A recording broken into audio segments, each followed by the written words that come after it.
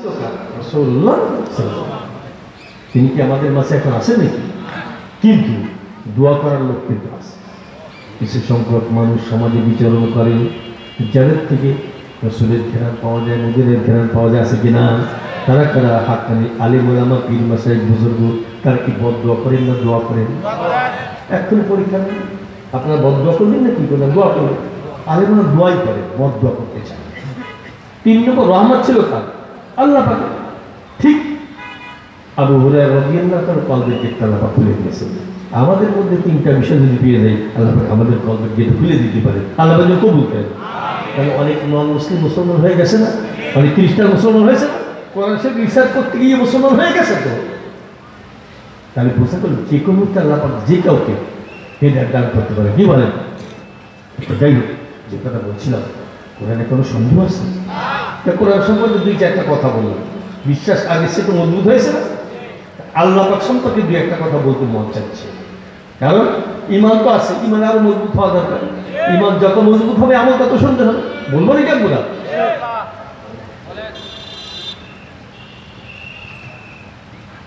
আল্লাহ পাক সম্পর্কে একটু আলোচনা। আল্লাহ পাক কত বড় বলতে পারবো তো? হ্যাঁ, একটা নিকি দিয়ে সোনা মাপা পালা, এই দিকে উহুদ পার মাপা যায় নাকি? আমার খুঁজে গেলে আল্লাহ পাক যে কত বিশাল, কত বড়, এটা কখন নিরূপণ করা যাবে না। একটা সৃষ্টি নিয়ে একটু চিন্তা ভাবনা করলে ইমানটা বাড়তে থেকে পরিচয় পাওয়া যায়। কথা ঠিক না? আমি প্রশ্ন করে আপনারা দেখি আপনাদের ইমান কেমন আছে। পাহাড়ের গর্তের মধ্যে ছোট্ট একটা পিপিলিকা ব্যথা বেদনায় যাতনায় গড়াচ্ছে আর কাতরাচ্ছে, এতে আওয়াজ আছে না? কি বলে? আবার এই আওয়াজ কি মানুষের শুনতে পারে? এই আওয়াজ কে শুনতে পারে? বুঝেছেন নাকি? পাহাড়ের গর্তের মধ্যে ছোট্ট একটা পিপিলিকা ব্যথা বেদনায় যাতনা কাতরাচ্ছে, গড়াচ্ছে, এর আওয়াজ কে শোনে? বিশ্বাস পুরোপুরি আছে নাকি? আটলান্টিক মহাসাগরের তলদেশে ছোট্ট একটা ঘুনে কি অনুবীক্ষণ যন্ত্র ছাড়া দেখা যায় না। আচ্ছা, এই কীটটাকে কে দেখে? বিশ্বাস কি পুরোপুরি আছে? সারা পৃথিবীর যত মানুষ আছে প্রত্যেকের মনের মধ্যে জল্পনা কল্পনা পরিকল্পনা যা কিছু আছে সব খবর কার কাছে আছে? এগুলো মাঝে মাঝে চিন্তা করবে। এই বিশ্বাস যাদের আছে, নাফরমানি করার সাহস তাদের কাছে যাবে না। আল্লাহ পাকের কুদরত থেকে কত ক্ষমতা, কত বড় কষ্ট, একটু বলি সংক্ষেপে, সময় কিন্তু বেশি নেই। বুঝা দিনের বেলায় আমরা আকাশে একটা কি দেখতে পাই? সূর্য। জোরে বলবেন? খুব ছোট না? ছোট না? বলো কত বড়? স্টেজের মতো, এই প্যান্ডেলের মতো, হবিগঞ্জ জেলার মতো, এর থেকেও বড়, বাংলাদেশের মতো, পৃথিবীর মতো, এর থেকেও বড়। যতটুকু শুনেছেন এতটুকু বলে। কত লক্ষ পৃথিবীর সমান হবে সূর্যটা? 13 লক্ষ বা 14 লক্ষ না? এর সূর্যটা কত বড় চিন্তা করেন তো। এর তাপ কেমন? এর মূল যে তাপ, এর 200 কোটি ভাগের 1 ভাগ মাত্র পৃথিবীতে আসে। আবুরা কত ভাগের 1 ভাগ? 200 কোটি ভাগের 1 ভাগ। এই তাপকে সৃষ্টি করলেন শুধু তাই না, এই অবস্থায় তার কক্ষপথ পরিভ্রমণ করতে আল্লাহ পাক বলছেন। তাহলে আল্লাহ পাকের কুদরতে কত ক্ষমতা! শুধু তাই না, আল্লাহ পাক বলছেন প্রত্যেকটা গ্রহ নক্ষত্র মহাকাশে সাঁতার কাটে। কি বললে? বিশ্বাস হয়? আচ্ছা, আপনার আশ্চর্য বোধ করতেছে যে এত বড়, এর থেকে আরো আশ্চর্য খবর আছে। এই সর্বশেষ আবিষ্কার যেটা বিজ্ঞানীরা বলতেছে, বড় একটা তারকা নক্ষত্র আবিষ্কার হয়েছে, তার নাম বেটেল জুইস। কি বললাম? Battle juice. এটা কত বড় বলবো নাকি? ওদের যে সংজ্ঞা শিখে 33 কোটি, কি বললাম? 33 কোটি সূর্য এক জায়গায় করলে যা হবে, ওই বেটেল জুইস কত বড়। বুঝেছেন নাকি? আল্লাহ পাকে চিনেন, চেনার চেষ্টা করেছেন। শুধু তাই না, এইভাবে বিশাল বিশাল তারকা 500 বিলিয়ন, আমরা যে গ্যালাক্সিতে আছে 500 বিলিয়ন তারকা আছে, মানে 1 বিলিয়নে কিন্তু 100 কোটি হয়, তাহলে 500 বিলিয়ন তো। আর বিজ্ঞানীরা বলতে চায় মহাকাশে এইভাবে কোটি কোটি গ্যালাক্সি আল্লাহ সৃষ্টি করেছে।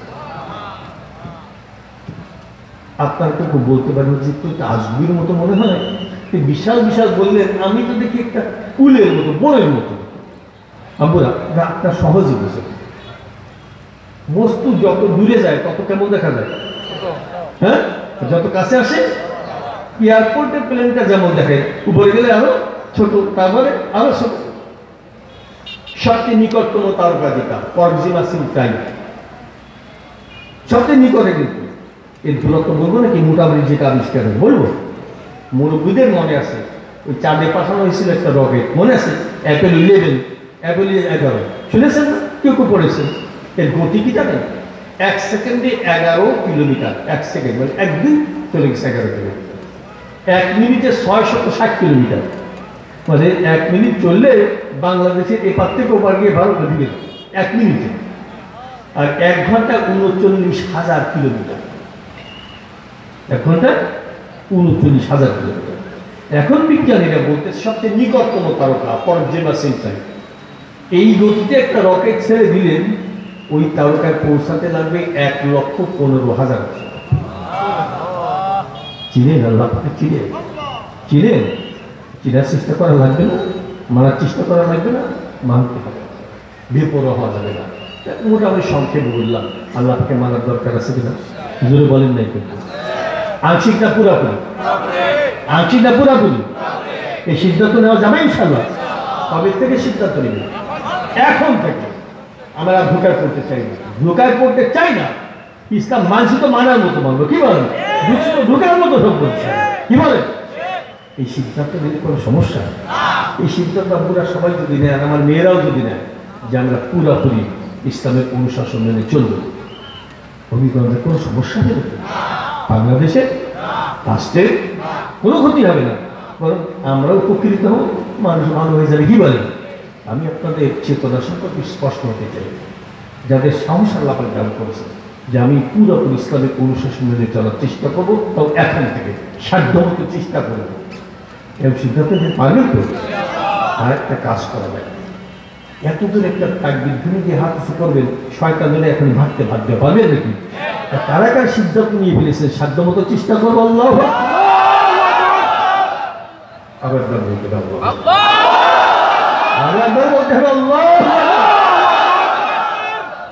আপনারা কোনো ধোকা দেওয়ার জন্য বলতাম, ফাঁকি দেওয়ার জন্যে, পুরো কামনা করবার জন্যে? আপনারও না কি বলে? আমি বলছি আপনার আমলদার হয়ে গেলে আমারও লাভ হবে, আপনারও উপকৃত হলে ভালো হয় না? কি বলে? মেয়েরা তোমাদেরকে বলে গেল, খবরদার ধোকাবাজদের ধোকা করবো না।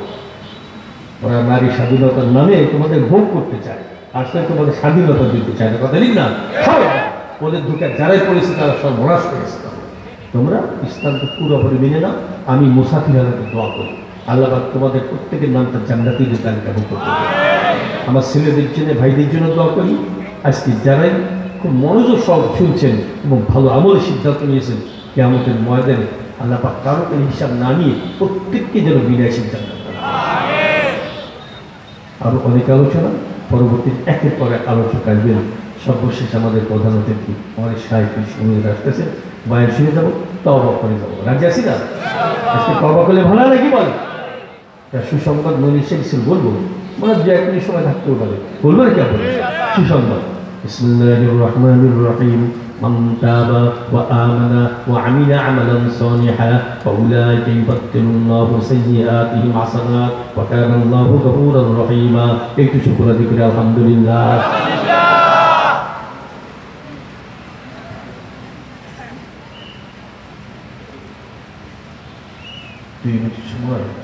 দুই মিনিট সময় অর্থটা বলে দিই। সুসংবাদ, আল্লাহ বলছে যে ব্যক্তি তওবা করলো, কি করলো? 2 নম্বর আমানত, তার জন্য ঈমানটাও যদি থাকে। কয়টা হলো?